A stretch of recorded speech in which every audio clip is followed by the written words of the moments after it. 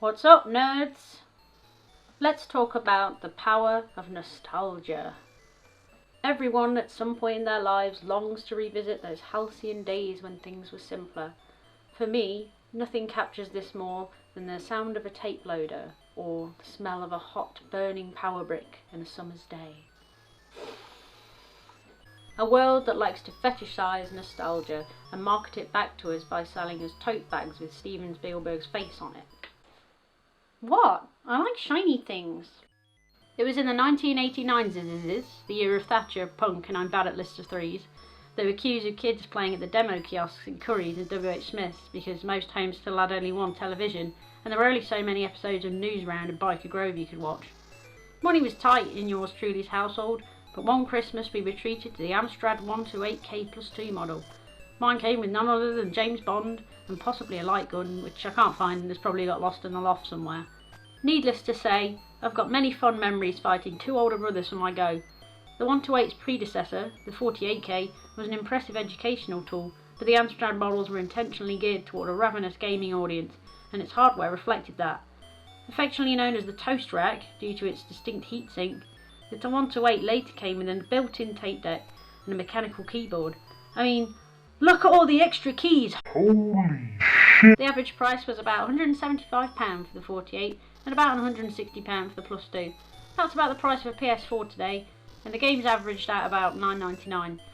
The 48 was cheaper than its arch-enemy, the BBC Micro, but boasted the same performance.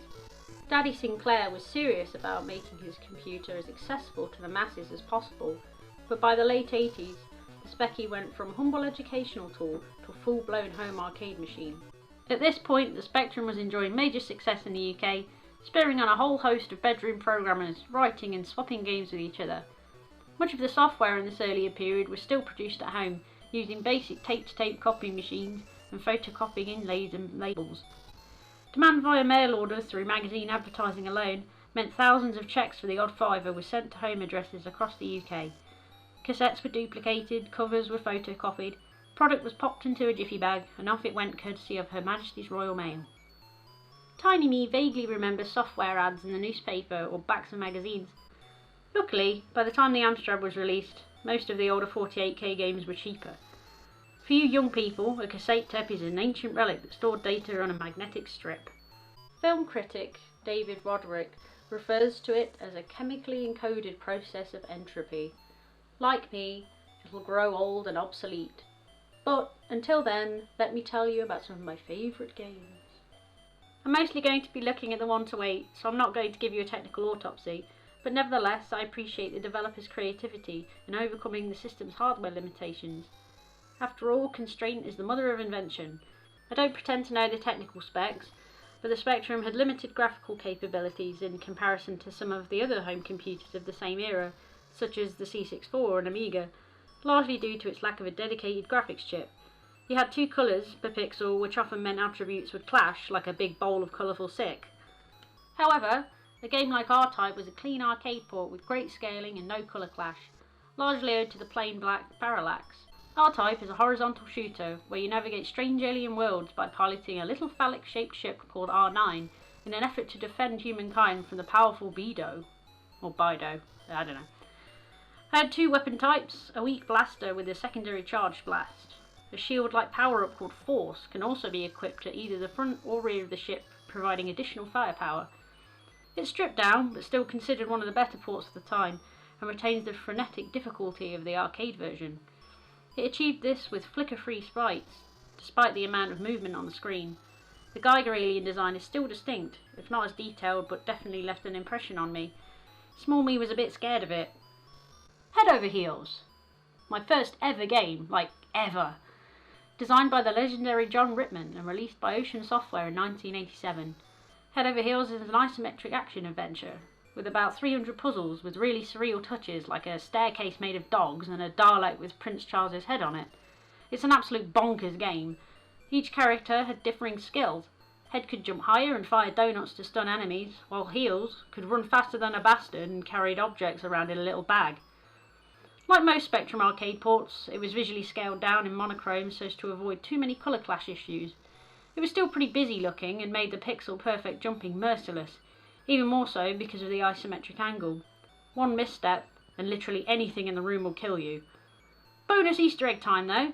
The fictional Tuckersoft in Charlie Brooker's Bandersnatch is based on the real-life demise of Liverpool's Imagine Software, later bought by Ocean, who housed big names like Rittmans.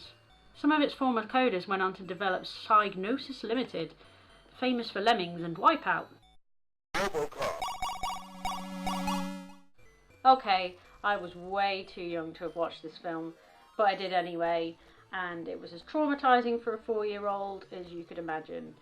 I mean, a guy just melts. Robocop was probably my first run-and gun. Side-scroll shooting forms most of the game, along with some puzzle-solving sections.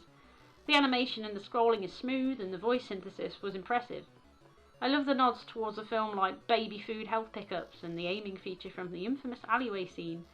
It goes without saying that game adaptations are an intertextual nightmare of poor film merchandising, but Ocean Software published brilliantly polished licensed titles like Batman, The Addams Family, and The Simpsons. It brags being one of the best-selling Speccy games of all time. Bubble Bubble Bubble Bubble Bubble. You know, the cutesy platformer. With 100 levels of Bubble Trouble, I'd usually make it to about level 14. You could bubble up with a friend too, which meant sibling rivalry was at least halved. In fact, the only way to beat the boss was with another player, rewarding cooperation over aggression. Arcades were a huge sausage fest in the 80s, so Taito wanted to create something that would appeal to girls, a concept that was outrageous at the time. The Speccy version isn't as diabetes-inducingly colourful as its peers, but that banana still made me hungry. The jingle has to be one of the best soundtracks of all Speccy games, and the sounds, oh god, the screams of suffering brontosauruses still haunt me to this day. Fruit Machine, the gravy and chips of video games, my dad's favourite. Look at this omni-shambles of colour and stuff. All you do is thump spacebar at random and hope for the best. I guess if you can't be asked to play a more active video game or go to the pub and play an actual gambling machine, then this is for you. Zap magazine called it a tedious and pointless time killer. It was an early game from the Oliver twins, who oversaw much of the famous Dizzy series, including my two favourites, Magic Land Dizzy and Fast Food Dizzy. You're an egg, and you're out to save your egg friends, the Oak Folk. Our ovoid hero explores a vast maze, collecting items and solving egg-citing puzzles. Fast Food Dizzy was a Pac-Man clone, with one of the catchiest jingles the humble ZX could provide. Plus the title screen would bellow fast food at ear-rape levels. They mostly make racing games now, like the Grid series. Great Britain Limited. The NHS is at your mercy in this British nation simulation game, originally released in 1982. You play a ruthless Margaret Thatcher, or Bimbo Bojo, trying to get re-elected every 5 years. So basically it's Bastard Simulator.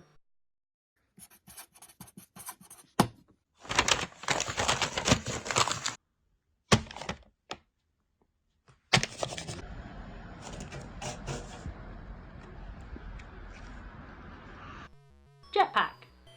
Released by the Stamper Brothers for Ultimate, who later evolved into Raresoft. In fact, it was playable in Donkey Kong 64, which is why I never got around to finding all those bananas. Jetpack was a single screen shoot 'em up where you played a spaceman who had to rebuild a variety of spaceships whilst fending off the hostile natives with your blaster. In fact, all those little characters, missiles and bullets sounded like R2-D2 with a serious bowel problem. The game never actually ends and the levels are generated endlessly, so poor Jetman never actually gets home anyway, which is rather sad if you ask me. It won Game of the Year in 1983. There's a shiny remake on Xbox Live Arcade if anyone fancies dusting their 360 off. Manic Miner is the usual situation of jumping about collecting nonsense and dodging enemies, one of which appears to be a menacing chompy toilet. No! It features one of my all-time favourite game over screens. If Willy dies, then you get The long boot.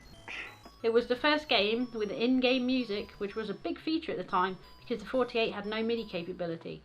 The hardware limitations required a particular level of creativity, in this case constantly alternating CPU time between the music and the game.